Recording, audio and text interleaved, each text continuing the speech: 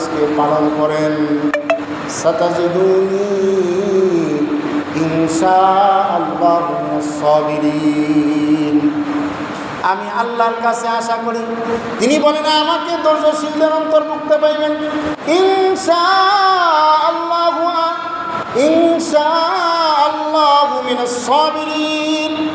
ইসমাইল বলে আব্বা ইনশাআল্লাহ, আল্লাহ যদি চান আপনি আমার থেকে ব্যতিক্রম পাবেন না, আপনি যেমনটা চান, আপনার রব যেমন চান আব্বা গো, আল্লাহ যেমন চাই অবশ্যই অবশ্যই আপনি আমাকে ওই রকমই পাবেন। আল্লাহু আকবার বলেন। একজন মানুষ, একজন সন্তান ইসমাইলের শিক্ষাটা একটা পশু নিল, কিন্তু আমরা মানুষেও নিতে পারলাম না।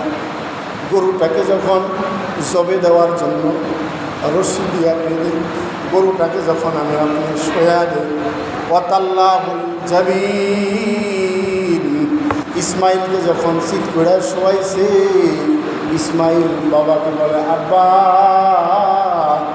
আমাকে আপনি এই চিৎ করে শোয়া দেন, কারণ চিৎ করে শোয়াইলে তো আপনার চেহারা আমার চেহারা একসাথে লেগে যাবে, চোখে চোখ পড়ে যাবে, আপনি আমাকে জবে করতে পারবেন না, বড্ড কষ্ট হবে, কারণ অনেক সাধনার পর আমাকে পেয়েছেন।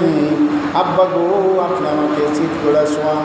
এরপরেও ইসমাইল আব্বা ইব্রাহিমকে বলে আব্বা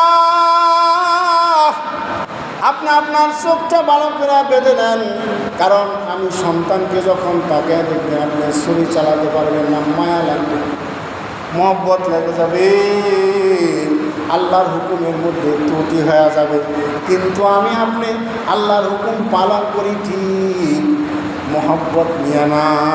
আল্লাহ কইছে হালাল জিনিস আমার রাস্তায় ব্যয় কর। অনেকে মানুষ